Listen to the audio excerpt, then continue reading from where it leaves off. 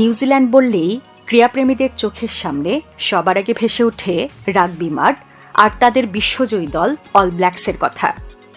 তবে এই রাগবি পাগল দ্বীপরাষ্ট্রটিতেও ফুটবল তার নিজস্ব একটি শক্ত অবস্থান তৈরি করে নিয়েছে। নিউজিল্যান্ড জাতীয় ফুটবল দলের ডাকনাম অল হোয়াইটস।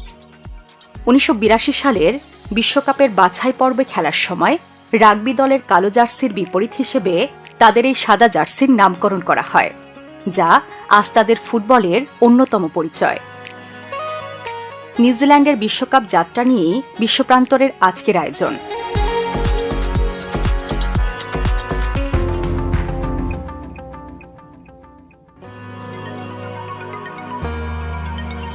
নিউজিল্যান্ডের ফুটবল ইতিহাসে সবচেয়ে রূপকথার মতো অধ্যায়টি লেখা হয়েছিল ১৯৮২ সালে স্পেন বিশ্বকাপে।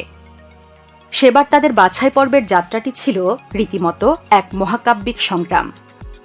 নিউজিল্যান্ডকে মূল পর্বে পৌঁছাতে মোট ১৫টি বাছাই পর্বের ম্যাচ খেলতে হয়। এর জন্য তাদের ভ্রমণ করতে হয়েছিল প্রায় ১ লক্ষ মাইল। ১৯৮২ সালের স্পেন বিশ্বকাপে নিউজিল্যান্ড পড়ে স্কটল্যান্ড, সোভিয়েত ইউনিয়ন এবং শক্তিশালী ব্রাজিলের গ্রুপে। ৩টি ম্যাচেই হেরে বিদায় নিলেও প্রথমবারের মতো বিশ্বকাপ খেলা এবং ব্রাজিলের মতো দলের বিপক্ষে মাঠে নামাটা নিউজিল্যান্ডের ফুটবল ইতিহাসে এক বিশাল মাইলফলক হয়ে আছে। ১৯৮২ সালের পর বিশ্বকাপের মূল মঞ্চে ফিরতে নিউজিল্যান্ডকে অপেক্ষা করতে হয়েছে দীর্ঘ ২৮ বছর। ২০১০ সালের দক্ষিণ আফ্রিকা বিশ্বকাপটি নিউজিল্যান্ডের জন্য বিশ্ব ফুটবলের অন্যতম সেরা আন্ডারডগ রূপকথা হয়ে আছে। দক্ষিণ আফ্রিকা বিশ্বকাপে নিউজিল্যান্ড গ্রুপ এফে ইতালি, প্যারাগুয়ে এবং স্লোভাকিয়ার সাথে পড়ে। সবাই ধরেই নিয়েছিল তারা গ্রুপ পর্বের তলানিতে থেকেই বিদায় নেবে। ৩ ম্যাচে ৩টি ড্র নিয়ে ৩ পয়েন্ট অর্জন করে নিউজিল্যান্ড গ্রুপ পর্ব থেকে বিদায় নেয়। তবে চমকপ্রদ ব্যাপার হল তারা ওই বিশ্বকাপে চ্যাম্পিয়ন ইতালির ওপরে থেকে গ্রুপ শেষ করে। আরও বিস্ময়কর তথ্য হল ২০১০ বিশ্বকাপে স্পেন চ্যাম্পিয়ন হলেও তারা গ্রুপ পর্বে সুইজারল্যান্ডের কাছে একটি ম্যাচ হেরেছিল, কিন্তু পুরো টুর্নামেন্টে একমাত্র অপরাজিত দল ছিল নিউজিল্যান্ড। ২০১০ সালের সেই অবিস্মরণীয় পারফরমেন্সের পর নিউজিল্যান্ড ফুটবলে বড় ধরনের জাগরণ এলেও পরবর্তী ৩টি বিশ্বকাপের মূল পর্বে তারা পৌঁছাতে ব্যর্থ হয়।